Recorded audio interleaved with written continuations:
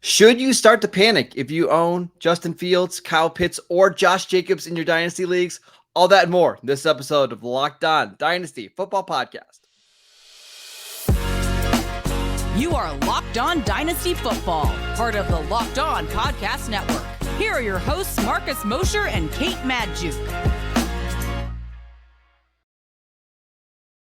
Welcome back to the Locked On Dynasty Football Podcast, part of the Locked On Podcast Network, your team every day. We'd like to thank you for making us your first listen of the day. This episode is brought to you by LinkedIn. LinkedIn Jobs helps you find the qualified candidates that you want to talk to faster. Post your job for free at linkedin.com/LockedOnNFL.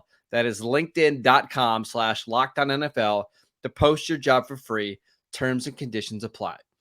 I am your host, Marcus Mosher. You can follow me on Twitter at Marcus_Mosher. Joining me today, as always, is Kate Madjuk. You can follow her on Twitter at Kate Madjuk. You can check out her work at Pro Football Focus. Kate, we had a more exciting week two, lots of scoring, but there's a couple of players that I'm a little concerned about after a few games.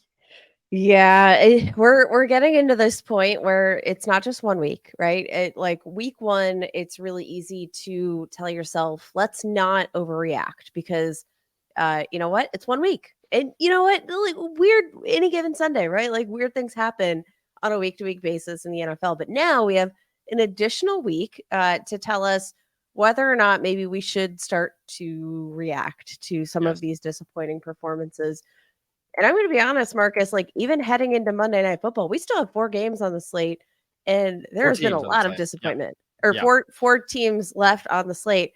And there have been a lot of disappointments. Yeah. A lot. Let's start with Justin Fields because I think he's had the most disappointing start. He was not good against Tampa Bay in week 2, 16 of 29 for 211 yards, 1 touchdown, 2 interceptions.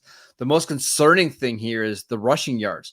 4 carries for 3 yards, did manage to score a touchdown. But Kate, I saw a stat that he has had just 3 designed runs all season long in Luke Getsy's offense. If you're not getting this rushing production and all these rushing yards, what are we doing here? It's kind of interesting because we're finally seeing, like, I think what everybody was kind of curious about, like, obviously last year the Bears were a very low volume passing offense. What happens if we give Justin Fields an opportunity to throw the ball? And that's what we've seen so far. We've seen this offense coach up and put him in an opportunity to throw the ball as opposed to making plays with his legs, which we know he's so good at.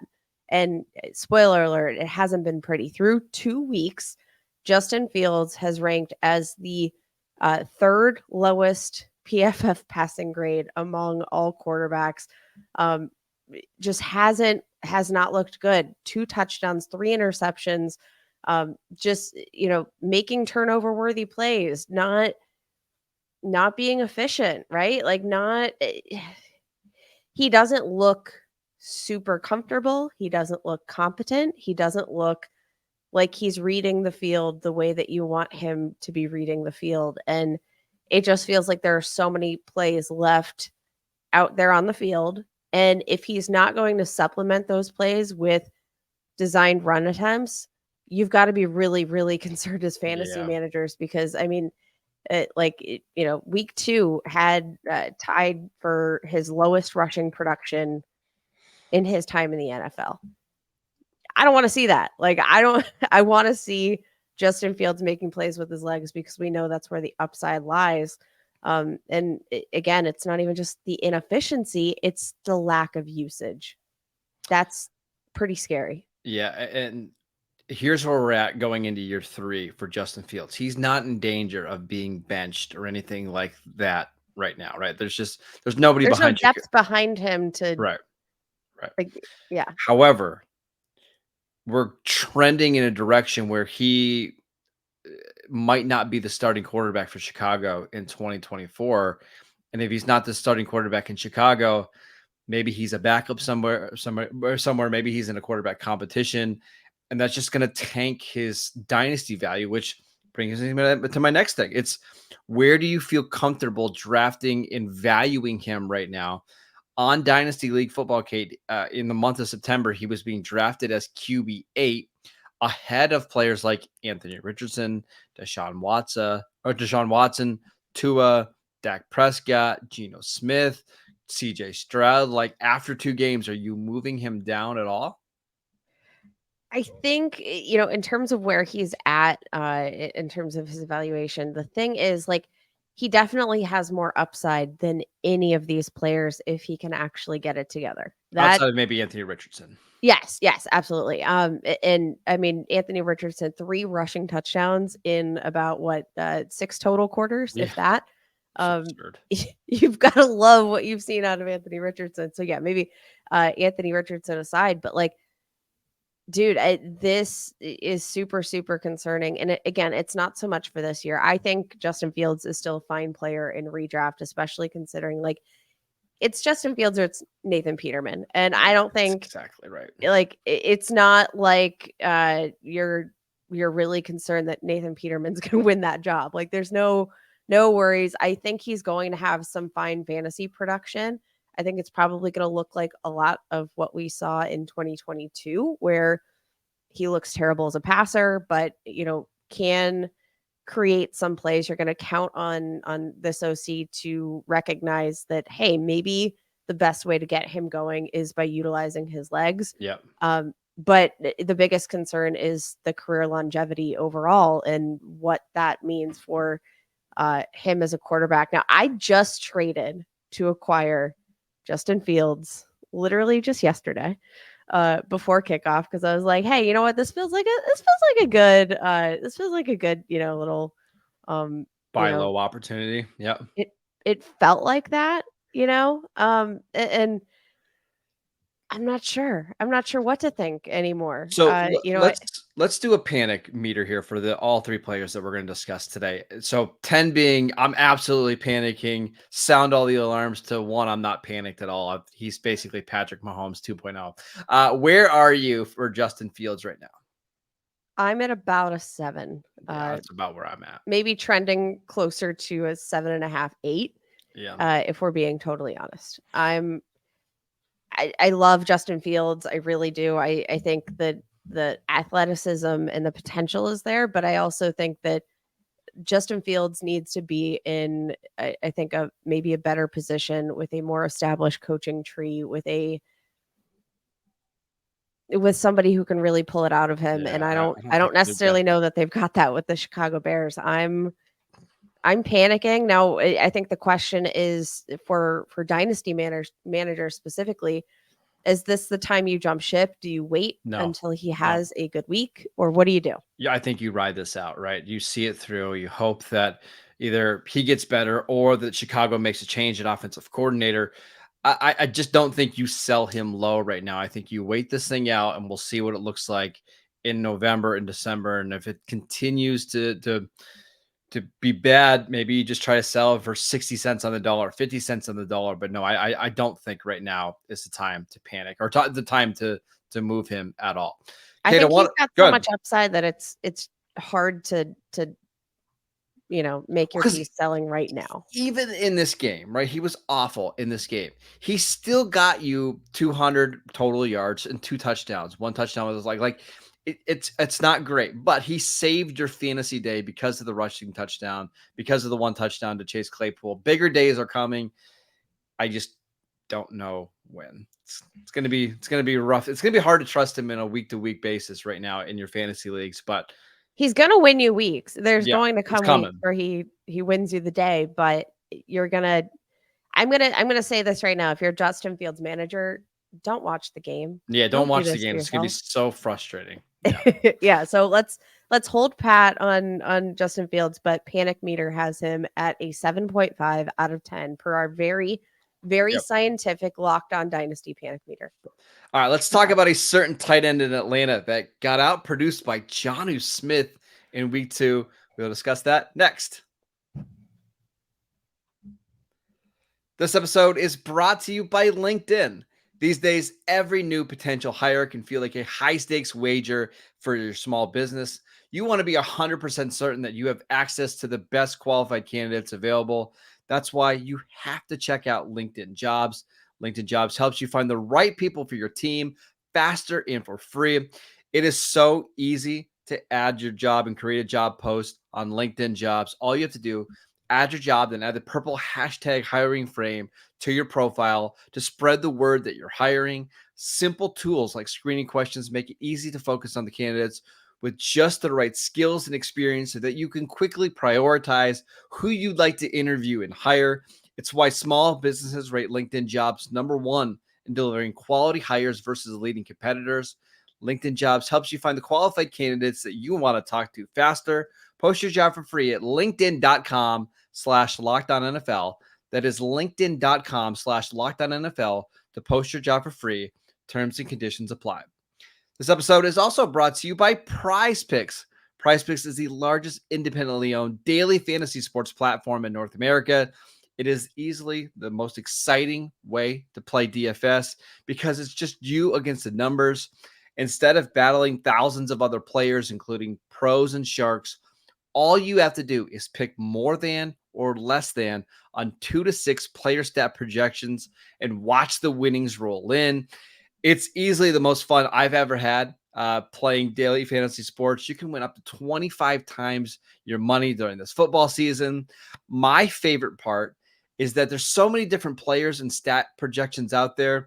You can go pick some defensive players and pick more than or less than on their sack totals or their tackle totals or their pass deflections. Like, it's so cool how many different players you can choose from. I absolutely love it. Go to prizepicks.com/lockedon and use promo code LOCKEDON for a first deposit match up to $100. Again, go to prizepicks.com/LockedOnNFL and use promo code LOCKEDONNFL for a first deposit match up to $100. Welcome back to the Locked On Dynasty Football Podcast. Everydayers Matt and Ryan will be back on Tuesday, Wednesday, Thursday to continue to break down all of the action from week 2. Get you and I back on Friday to discuss Giants 49ers on Thursday Night Football. And boy, that's kind of a stinker of a game, but I'm sure we'll get some fun takeaways. But let's talk about our guy, Kyle Pitts. Now, just to be honest here, I'm a Kyle Pitts fanboy. Like, I'm a huge Kyle Pitts fan. I have him in just about every single one of my leagues. I loved him coming out of Florida. So I know I am biased here. Having said that, I'm very, very concerned. What's your level of panic here, Kate? Very concerned. First of all, it goes down, a little bit to Desmond Ridder at quarterback, but also like this team just doesn't have a desire to feed one particular asset, right? Like, they're clearly not going to force it. Arthur Smith ruining our hopes and dreams over and over and over again. He doesn't care about our fantasy teams, but more importantly, he doesn't care about emphasizing the skill set that Kyle Pitts has. Like, I'm not sure, he's trapped in this situation for at least 2 more seasons, right? Like, maybe like Marcus, tell me, it feels like something has to happen here because you can't have a tight end like Kyle Pitts and a wide receiver like Drake London and have them basically combine for like 7 targets a game. Something's going to happen. One of those 2 players is going to get upset. Okay, I looked at the numbers today. In Kyle Pitts' last 15 games, he's averaging 2.5 receptions a game on 5 targets, 32 yards per game. Jonnu Smith yesterday saw more targets than Kyle Pitts. 6 targets to Kyle Pitts' 5 targets. Jonnu Smith 4 for 47. To me, it just feels like we have to wait this thing out until either Arthur Smith is gone, which I don't see that happening because the Falcons are a pretty good team, or Kyle Pitts is traded. It feels like what's going to happen here. I mean, like, across the board, right? Like, you're looking at his production, 17 yards per reception right now, not bad. Being targeted when he is being targeted, average depth of target 12.8 yards. But he's only being targeted on 15% of his routes run, when that is literally what he brings to your offense not a blocker. As a tight end. Like, he's not a blocking tight end. So like that kind of usage, like, just genuinely inexcusable from Arthur Smith. I know it's not fantasy football, but just from a maximizing the potential of your entire offense, yeah, you're going to generate explosive plays when you get Kyle Pitts involved. I'm going to say my panic meter, I kind of have two different panic meters for Kyle Pitts. My panic meter for Kyle Pitts in this offense, right? 12 out of 10. No, you can't no, start him. Like, you 20 out literally of 10. you can't start him right now in your fantasy leagues. And that's so frustrating for a player that you probably spent either a high first round pick on, or you traded a boatload to go get him. You just can't play him right now. No, he's not playable. Like, at this point, I mean, no, I'm like, at this point, Marcus, I'm looking through a list of tight ends that I would much rather play on any given week. Gerald Everett, Yeah, oh yes. gosh, yeah. Luke Musgrave, Yes. yes. Hunter Henry, hell yes. I Dawson I Knox, I had a probably. situation this week where it was, do I start Kyle Pitts or Jake Ferguson? And I started Jake Ferguson over him. And I'm guess glad I what? You were did. rewarded for that. Like, Yeah. it's super, super disappointing. So my panic meter for him right now in the it's kind of like the opposite of Justin Fields, honestly. Like, the way that I'm still okay starting Justin Fields, but long term I'm very concerned. It's the opposite for Kyle Pitts. Like, I think it's so interesting because we see these teams come out when players that clearly have very high upside, high draft capital, they want the ball. And then you see when they don't get it, coaches will come out and say, well, they just want to do what's best for the team. But there's going to come a time where, Kyle Pitts, Drake London, they're starting to look towards their future and their what contract stuff, they're not going to, like, Kyle Pitts with this kind of usage, he's not going to earn the second contract that we know he should be earning based on his upside. And I have to imagine that his agent and him are going to start to have some conversations about his future with Yep. this team if it Yep. continues. So, like, I'm cool buying Kyle Pitts right now because I can't fathom a situation where he remains here much longer if things do not change. So what's different about this Kyle Pitts situation than like a Justin Fields type of quarterback? I'm not even comparing him one for one. It's not, his value isn't based just off potential, right? We've literally seen Kyle Pitts have 1,000 yards as a rookie, the second tight end in NFL history to ever do that. Like, we know that he is a good player. We know that he's an athletic freak. We know what he can bring to the table. It's just that this offense isn't utilizing him. And remember, at this time last year, Kyle Pitts was the tight end 1 by quite a bit. Now he's being drafted as tight end 3. I'm curious to see when we get to October where he is in startup drafts, because if you're telling me right now, do I want Kyle Pitts or TJ Hawkinson? As much as I love Kyle Pitts, I'd rather just have TJ Hawkinson. It's TJ Hawkinson. Yeah, I don't want to deal with the headache there. But, like, if you are trading right now for say you're in a rebuild, I think Kyle Pitts is a really fine target. I know right now in Dynasty startup ADP, he is tight end 3, but I do think we're going to start to see this fall. He's only 22 years old. We know he's got the skills, right? Like, and like we just alluded to, there has to be some sort, like, this is going to come to an impasse where they have to acknowledge that this can't continue. And the number 4 overall pick is not going to, be content to sit here. Now, some recent trades, and again, I can't wait to see some more trades after week 2. But Noah Fant in a 2026 first round pick for Kyle Pitts. I probably take Kyle Pitts, but I don't love it. I don't think you're going to love any trade. No, I know I'm not going to. It's just where we're at. It's so frustrating right now. I saw a trade that was Kyle Pitts and a second round pick for Mark Andrews, and great, you got another asset with Mark Andrews, but I have to find a starting tight end in the meantime. It's just, it's a bleak situation, Kate. I hope something changes. I hope what I hope happens is that this Atlanta team actually loses a couple games in the next couple of weeks to realize that they can't just play this ball control style of offense. They've got to open things up a little bit more. And that's when we see Kyle Pitts' usage go up. We'll see. It's pretty bleak right now. Kate, I want to talk to you about a running back who literally led the NFL in rushing yards and yards from scrimmage last year, who couldn't have got off to a worse start. We will get to him next. This episode is brought to you by FanDuel. Snap into action this NFL season with FanDuel, America's #1 sportsbook, because right now, new customers can get $200 in bonus bets guaranteed when you place a $5 bet. That is $200 in bonus bets, win or lose.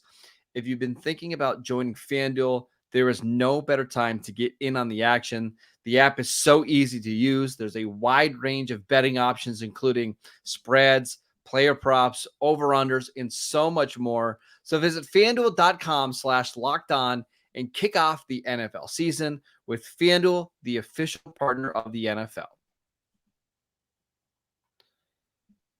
All right, Kate, the last player that we're going to talk about here in our panic meter is Josh Jacobs of the Raiders. He was fantastic last year. Again, led the NFL in rushing yards, led the NFL in yards from scrimmage with 2,000. But he's off to a rough start. Through 2 games, 28 carries for 46 yards, 1.6 yards per carry, 0 rushing touchdowns, 0 receiving touchdowns. It's bad. It's really bad right now. It is really bad, Marcus, like really, really, really bad. And I mean, you look at the Raiders offense in general, like, you see that they came away with a win in week 1, and Jimmy Garoppolo looked he looked competent. Yeah. Like things look fine. But you look at their overall stats over the last 2 weeks, ranked bottom 5 in yardage production, bottom 5 in points scored.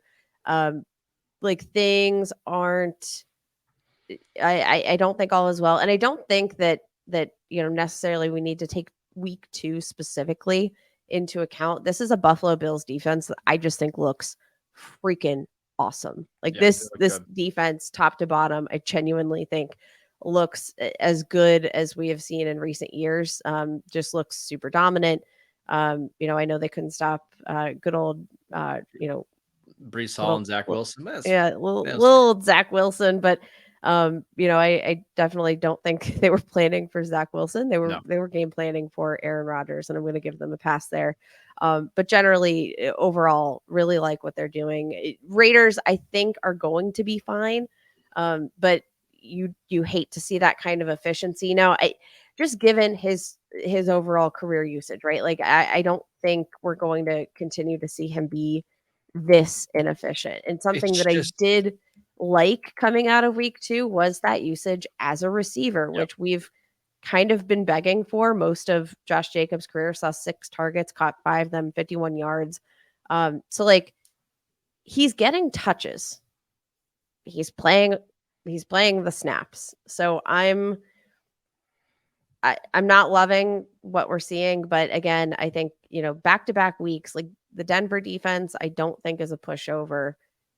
The Bills defense, definitely not. I think we'll see him bounce back, but I'm curious. It's like you've got the Steelers next week, who we'll see about the Steelers defense tonight, but I've got to imagine the Steelers defense is going to be better. You got the Patriots coming up, I think 2 weeks later. Like there's just not a lot of gimme games in the schedule. And even a team like the Chiefs, right, who have historically been a bad defense, they look awesome on that side of the ball. They held Jacksonville, was it to 12 points, I believe, right? They looked really good against the Lions. They only gave up 14 points against Detroit. I'm not, of the 3 players that we discussed, I'm probably the least concerned about Jacobs because of the usage. But if you were expecting to get the same kind of efficiency that we saw last year, where you're averaging over 5 yards per carry, I just don't see that happening. And we historically, when running backs get 390 plus touches in a season, the next year we see a big drop in their efficiency, and that's what's happening so far. And I think it's made a little bit all the more difficult because this, we're seeing Josh Jacobs play in a contract year. Yeah. Returned to the team after refusing to play on the franchise tag, got an updated 1-year deal. Like he's still going to hit free agency. So he's still got a lot to play for, which, fantasy managers could at least take some comfort in knowing that. But I don't think it's going to be pretty. I think what you're going to be banking on in terms of Josh Jacobs' fantasy production is going to be just that volume, and you're going to need to count on that week in and week out. Now, Josh Jacobs, like like I said, he's in a contract year, could be in a very different situation heading into 2024. What does this mean for his dynasty value in particular? And I'm especially curious because Mr. Managing Editor of the Raiders Wire, you're a little close to the team. What are the thoughts? I can't picture this team bringing him back in 2024. No. This feels like a situation where they're going to just try to run him as much as possible, use him up, and then let him hit free agency, use Zamir White in an expanded role next year, and then probably draft or sign a running back. But yeah, I don't think he's going to be back with the Raiders. And that scares me a little bit for his dynasty value, because is there another team out there that's going to be willing to commit to giving him as many touches as he's seen with Las Vegas? Probably not. That doesn't mean I'm selling him in dynasty. I'm probably just riding him out, because there's only so many running backs in the league, Kate, that are going to get this many touches on an offense that we think is going to be okay over the long term. So my panic meter is probably about a 5, but I think we're going to learn a lot of the next 2 or 3 games. Yeah, I think that's fair. And to the point, again, where you see, and I actually kind of think we saw this a little bit last year with Josh Jacobs, when, before we had, any sort of progress in terms of talks, or lack of progress, maybe is the more accurate phrase. Like when it was presumed that Josh Jacobs was going to be hitting free agency in 2025 or 2023, we saw this team absolutely run him into the ground. And I would not at all be surprised if you see the same thing, especially knowing that, like, yeah, if you couldn't come to a deal this offseason, you're not going to come to a new deal in the years to come. A couple of recent dynasty trades, which I'm sure we'll see some more shakeups in the market. Josh Jacobs for Jackson Smith and Jigba, straight up. I'll take Jase. Same. Josh Jacobs and a 2024 second round pick and third round pick for a 2024 first and 2 2024 first. I'm taking those 2 first all day. Yeah, not even close. One more. Josh Jacobs, AJ Dillon for Jordan Love and a 2024 first round pick. Now, Jordan Love, top 5 quarterback this year, baby. Is this a super flex league, I'm assuming? Yes. Yeah, I think I'll take the Jordan Love side. Crazy. Absolutely crazy. Just wild. Yeah, I'm curious to see what the market looks like on Josh Jacobs trades over the next few days. I'm sure we'll get some more information, but of the 3 players that we talked about, I'm probably panicking the least about Josh Jacobs. I'm probably the most concerned about Justin Fields and Kyle Pitts. You just have to exercise a lot of patience until something changes with his situation. That is it for today's show. We want to thank you for making Locked On Dynasty your first listen every day. Again, everydayers Matt and Ryan will be back on Tuesday, Wednesday, and Thursday to break down all of the action from week 2. Go check out our show on YouTube. We post shows every single day over there. We are free and available on all platforms. Go follow Kate on Twitter at Kate Majuk. Also check out her work at Pro Football Focus. I'm at Marcus_Mosher, and we'll see you guys right back here tomorrow.